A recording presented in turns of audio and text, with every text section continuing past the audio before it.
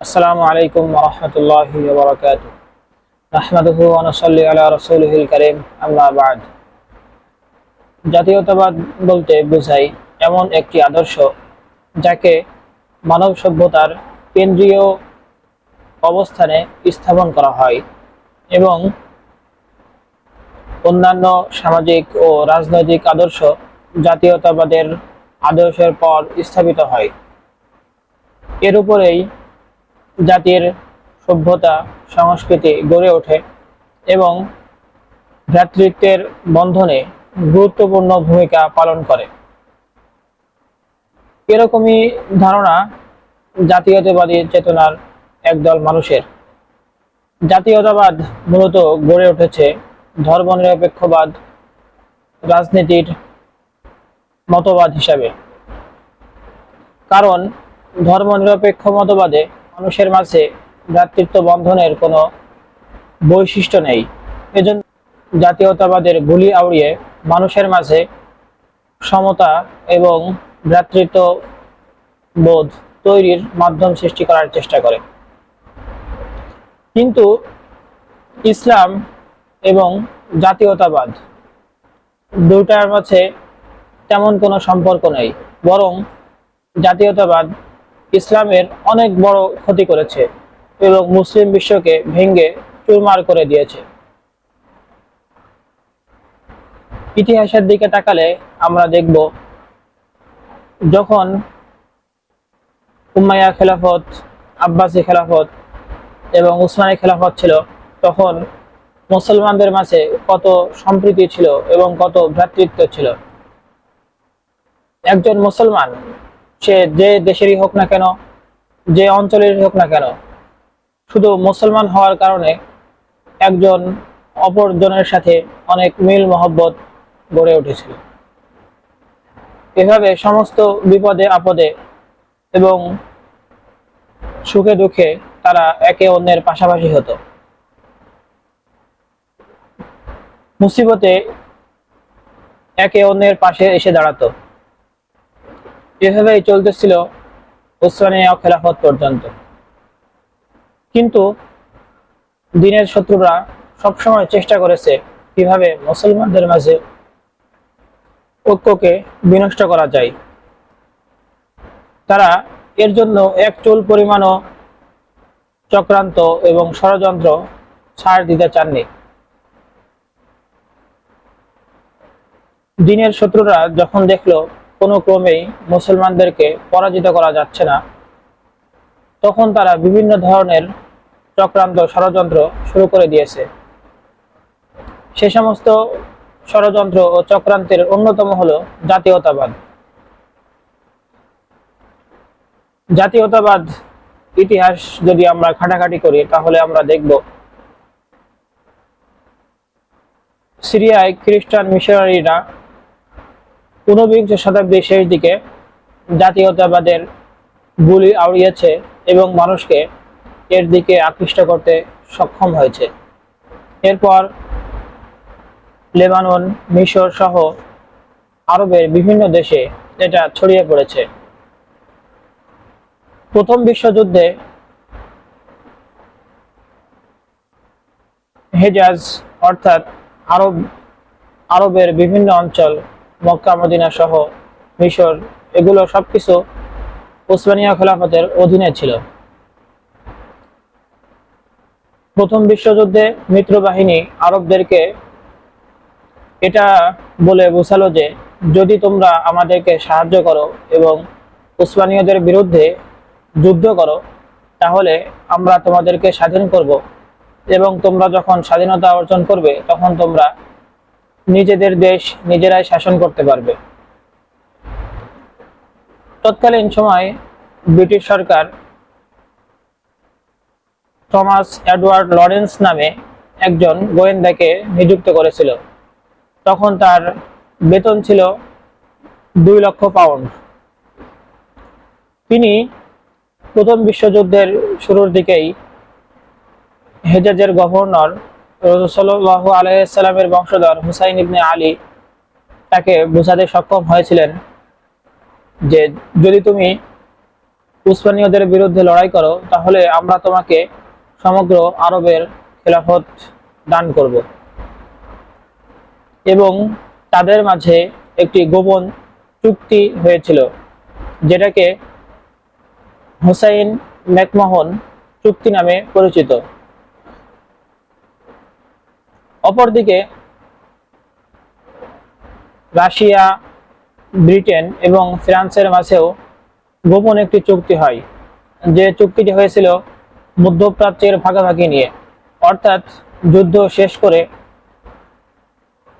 উসমানিয়া খেলাফত ধ্বংস করার পর মধ্যপ্রাচ্য যখন জয় হয়ে যাবে, তখন কে কোন অংশের ক্ষমতা দখল করবে, এটা নিয়েই মূলত ছিল এই চুক্তি। কিন্তু এই গোপন চুক্তি বেশি দিন টিকে থাকেনি। এই চুক্তিও মানুষের সামনে প্রকাশ পায়।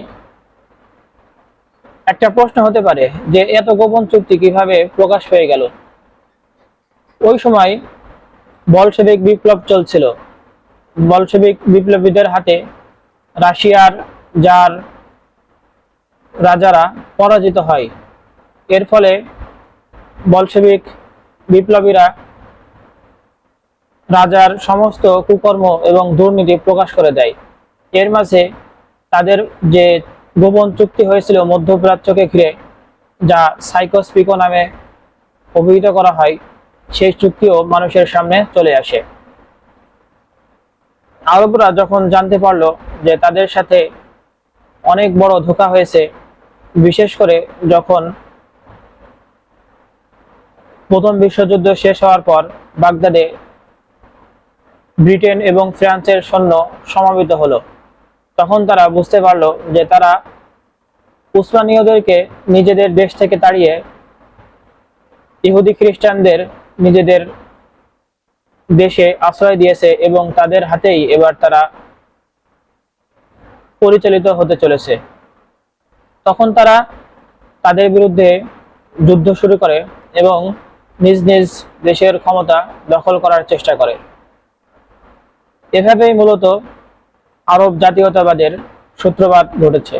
জাতীয়তাবাদী চেতনা মুসলিম বিশ্বকে ভেঙে চুরমার করে দিয়েছে।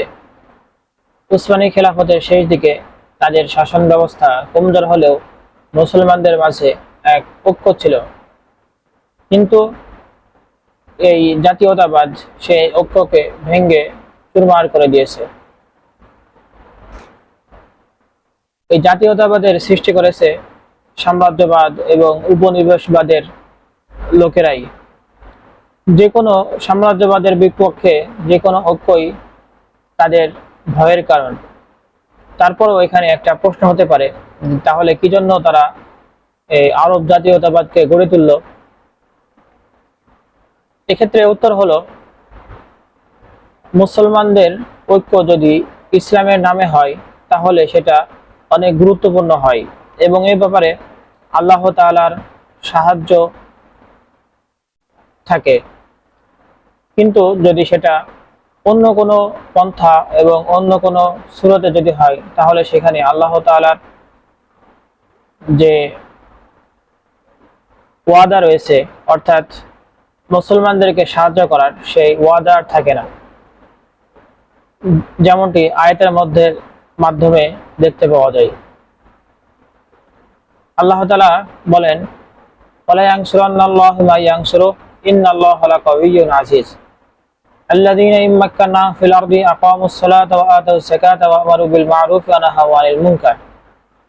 আল্লাহ তাআলা বলছেন যে যদি তারা নামাজ কায়েম করে এবং যাকাত দেয়, তাহলে দ্বীনের মাঝে আল্লাহ তাআলা তাদেরকে প্রতিষ্ঠিত করবেন, অর্থাৎ ক্ষমতা দিবেন। কিন্তু যদি তারা যাকাত আদায় না করে এবং সালাত কায়েম না করে, তাহলে দ্বীনের মধ্যে তাদেরকে, দুনিয়ার মধ্যে তাদেরকে প্রতিষ্ঠিত করবেন না। সাম্রাজ্যবাদী চেতনার লোকেরা দেখলো যদি কোনো ঐক্য এবং জোট ইসলামের নামে গড়ে ওঠে, তাহলে তাদের জন্য এটা বেশি ক্ষতিকর। এজন্য তারা এই বিষয়টাকে দূর করে আরব জাতীয়তাবাদ বা আরব লীগের নামে একটা ঐক্য গড়ে তোলার চেষ্টা করেছে। কারণ দুটোর মধ্যে যেটা বেশি ক্ষতিকর সেটাকে বাদ দিয়ে যেটা কম ক্ষতিকর সেটাই গ্রহণ করতে হবে। ইসলামের নামে কোনো জোট এটা অন্য কোনো জোটের চাইতে কম ক্ষতিকর, এজন্য সেটাকেই গ্রহণ করা হয়েছে। আর সবচেয়ে বড় ক্ষতির বিষয়টা সেটাকে এড়িয়ে চলে যাওয়া হয়েছে। অনেক ধর্মপ্রাণ সরল মুসলমান মনে করেন যে আরব জাতীয়তাবাদ এটা মূলত ইসলামেরই পক্ষে কাজ করেছে। তারা মনে করে ইসলামই আরবই একমাত্র ইসলামের কেন্দ্র। সেখানে রাসূল সাল্লাল্লাহু আলাইহি সাল্লাম আগমন করেছেন এবং সেখান থেকেই দ্বীনের প্রসার শুরু হয়েছে এবং সারা বিশ্বে ছড়িয়ে পড়েছে। কিন্তু তারা ভুলের স্বর্গে বসবাস করছে, কারণ আরব মানেই ইসলাম না। রাসূল সাল্লাল্লাহু আলাইহি সাল্লাম যখন দ্বীনের দাওয়াত দিয়েছেন তখন আরবের অনেক লোকেরাই এই দ্বীনের বিরোধিতা করেছে। বিশেষ করে আবু জাহেল, আবু লাহাব, উতবা, সাইবা এগুলো দ্বীনের পথে কেমন বাধা হয়ে দাঁড়িয়েছে যা মুসলমানদের সবারই জানা রয়েছে। সুতরাং আরব আর ইসলাম একই সুতোয় গাঁথা এরকম বিশ্বাস করা মোটেও সমুচিত না। আরব জাতীয়তাবাদের কথা বলে তারা মূলত আরবের যে প্রাচীন সভ্যতা সংস্কৃতি ছিল সেই সভ্যতা সংস্কৃতির দিকেই নিয়ে যাওয়ার চেষ্টা করে এবং সেই সুতেই তাদেরকে বেঁধে দেওয়ার চেষ্টা করে। আমরা যদি দেখি তাহলে দেখব যে রাসূল সাল্লাল্লাহু আলাইহি সাল্লাম জন্মের 100 বছর পূর্বেও আরবের অবস্থা ছিল অত্যন্ত নাজুক। তারা গোত্রে গোত্রে মারামারি করত, হানাহানি করত, তাদের ধর্ম বলতে কিছুই ছিল না, যেমনটি বর্তমানে ইউরোপীয়দের নেই। তাদের মূল উদ্দেশ্যই হলো দুনিয়াটা মস্ত বড়, খাওয়া দাওয়া ফুর্তি করো, অর্থাৎ এখানে পরকালের কোনো হিসাব নেই, মন মতো জীবনযাপন করতে হবে এবং যেখানেই সুখ রয়েছে সেই উদ্দেশ্যেই সেই কাজগুলোই করতে হবে। এজন্য আরবের অনেক কবি সাহিত্যিকদের লেখা পড়ে দেখা যায় তারা শুধুমাত্র নিজেদের ভোগের জন্যই কাজ করেছে। তারা কিভাবে মদ, খাবার এবং অন্যান্য বিষয়ের ক্ষেত্রে এগিয়ে গিয়েছে সেগুলোই তারা তাদের কবিতার মাঝে ফুটিয়ে তুলেছে। আরব জাতীয়তাবাদের উপর উজ্জীবিত কিছু মানুষ তারা ফিরাউন, পিরামিড এগুলোকে নিজেদের সভ্যতা সংস্কৃতির অংশ মনে করা শুরু করে দিয়েছে।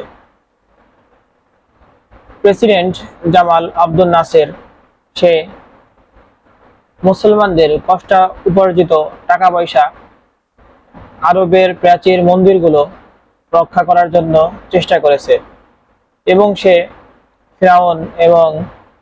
ফিরাউনের যে সমস্ত সভ্যতা ছিল সেগুলোকে সভ্যতা হিসাবে আখ্যায়িত করার চেষ্টা করেছে। এভাবে তারা প্রাচীন যুগে ফিরে যেয়ে ইসলামের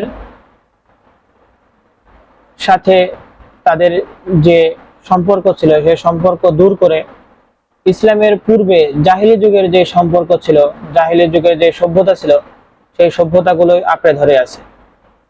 এরকম ভাবে চলতে থাকলে দেখা যাবে এক পর্যায়ে তারা মরুভূমির বালি খনন করতে শুরু করেছে এবং সেখানে লাত, উজ্জার মূর্তি সমূহ বের করে আবার কাবা ঘরেই প্রতিস্থাপিত করেছে। যেমনটি রাসূল সাল্লাল্লাহু আলাইহি ওয়াসাল্লামের নবুয়তের শুরুর দিকে ছিল, পরবর্তীতে তিনি ফতেহ মক্কার দিন সেগুলোকে কাবা ঘর থেকে বের করে দিয়েছেন।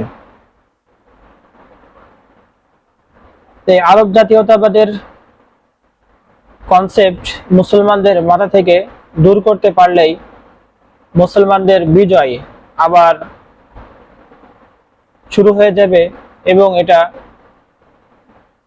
আরো বেশি বিজয়কে ত্বরান্বিত করতে সহায়তা করবে। যারা যুবক শ্রেণী রয়েছে তাদেরকে বুঝতে হবে যে জাতীয়তাবাদের চেতনা, জাতীয়তাবাদী মতবাদ এটা কোনো ইসলামী কোনো মতবাদ না, বরং সাম্রাজ্যবাদ এবং উপনিবেশবাদ, মার্ক্সবাদ এ সমস্ত মানুষেরই সৃষ্ট একটা মতবাদ, যেগুলো ইসলামকে উপকার নয় বরং ক্ষতি বেশি করে দিয়েছে। আরবের নেতাদেরকেও এটা ভাবতে হবে, মুসলমানদের ঐক্য কোনো জাতিকেন্দ্রিক নয়, বরং মুসলমানদের ঐক্য হলো ধর্মকেন্দ্রিক। এজন্য সকল মুসলমানকে এবং সকল জাতিকেই ইসলামের দিকে ফিরিয়ে যেতে উৎসাহিত করতে হবে এবং ইসলামের মাধ্যমেই, ইসলামের ভিত্তিতেই ঐক্য এবং জোট গড়ে তোলার চেষ্টা করতে হবে। ইবনে খালদুনের এই মতামত বা এই উক্তিটি বলেই আজকের আলোচনা শেষ করতে যাচ্ছি। তিনি তার বিখ্যাত মুকাদ্দমার মধ্যে বলেছেন, আরবরা কেবলমাত্র ধর্মের উপর ভিত্তি করেই ঐক্য ও জোট গড়ে তুলতে পারে, কারণ তারা এমন এক জাতি যারা ছিল বর্বর এবং গোত্রে গোত্রে মারামারি করত। তারা যদি ধর্ম ছাড়া অন্য কোনো কিছুর উপর জোট বা ঐক্য গড়ে তুলতে চায়, তাহলে তারা কখনোই জোট বা ঐক্য গড়ে তুলতে সক্ষম হবে না। যেমনটি আমরা রাসূল সাল্লাল্লাহু আলাইহি ওয়াসাল্লামের পূর্বে দেখতে পাই। কিন্তু যখন রাসূল সাল্লাল্লাহু আলাইহি ওয়াসাল্লাম এসে তাদেরকে দ্বীনের দাওয়াত দিয়েছেন এবং তারা দ্বীন কবুল করেছে এবং ধর্মকেন্দ্রিক তাদের ঐক্য গড়ে উঠেছে, তখন তাদের মাঝে সমতা এগুলো কি পরিমাণে গড়ে উঠেছে, তারা বর্বর মানুষ থেকে সোনার মানুষে পরিণত হয়েছে। আল্লাহ তাআলা আমাদেরকে জাতীয়তাবাদের ভয়াবহ থাবা থেকে রক্ষা করুন, আমিন। এতক্ষণ পর্যন্ত আমার আলোচনা শোনার জন্য সবাইকে জানাই অসংখ্য ধন্যবাদ। আসসালামু আলাইকুম ওয়া রাহমাতুল্লাহি ওয়া বারাকাতুহু।